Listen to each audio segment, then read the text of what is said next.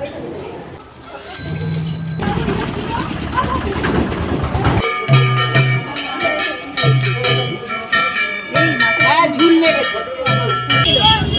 টমেটোটা 1 কিলো মেপে দাও।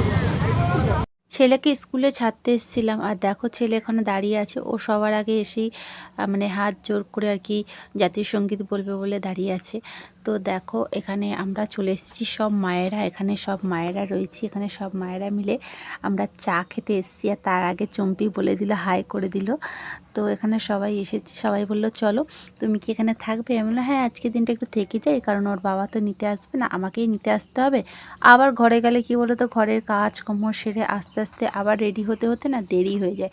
তাই ভাবলাম আমিও থেকে যাই, থেকে কি একবারে ছেলেটাকে একবারে রেডি মানে হয়ে গেলে, ওর স্কুল হয়ে গেলে 2-2.5 ঘন্টা মানে 2 ঘন্টা মতন থাকতে হয়। তো আবার ঘরে যাব, আবার এতটা দূর যাব, আর গাড়ি ভাড়া সত্যি অনেক চলে যায়, কারণ ডবল যাওয়া আসা করতে। আর যেহেতু ওর বাবা ওদিক থেকে আসে, তাই আর কি ওর বাবাই নিয়ে আসে। যেহেতু ওর বাবা বলছে আমি আজকে যেতে পারবো না, তাই আমাকে আর কি থেকে যেতে হয়েছে। তো আমরা এখানে বসে গল্প করলাম, ঘুরলাম, একটু আনন্দ করলাম, হাসি ঠাট্টা করলাম। তো তারপরে যে যার ঘরে চলে যাব, তারপর যে যার ঘরে কাজে ব্যস্ত হয়ে যাব। এইটুকু টাইমেই আর কি আমরা আর কি মায়ের আর কি একটু ঘোরার একটু সুযোগ পেয়েছি।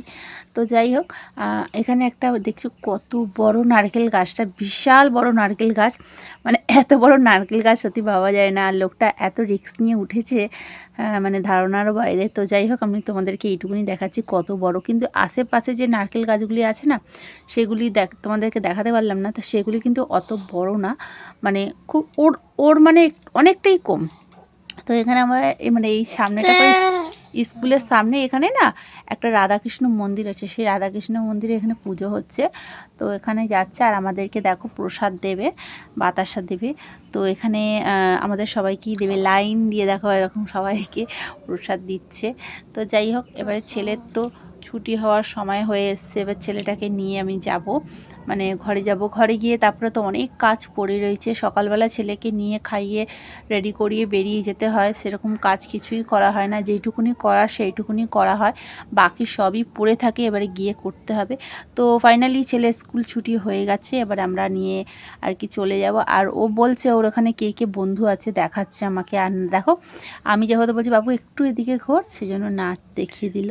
ও সব সময় না, ও সব সময় কিছু একটা জায়গায় স্থিরভাবে থাকে না, সব সময় কিছু না কিছু নিয়ে ওর কি মানে করবেই, নয় এদিক দৌড়াবে, নয় ওদিকে করবে, মানে এক জায়গায় ওকে যদি একটা সেকেন্ড যদি তুমি দাঁড় করিয়ে রাখতে পারো, তাহলে আমি ভাববো যে হ্যাঁ না তুমি কিছু পারবে, মানে এরকম ব্যাপার। তো যাই হোক, এইরকম দুষ্টুমি করছে। তো আমরা এদিকে ফাইনালি চলে যাচ্ছি, সবাই সবার মায়েরা চলে যাচ্ছে যে যার ঘরে, এবার আমরাও চলে যাচ্ছি। আর তার আগে বাজার করে নিলাম, এখানে নিয়ে নিলাম 1 কিলো টমেটো, আর টুকিটাকি কিছু বাজার করে নিলাম, নিয়ে বাড়ি চলে যাচ্ছি।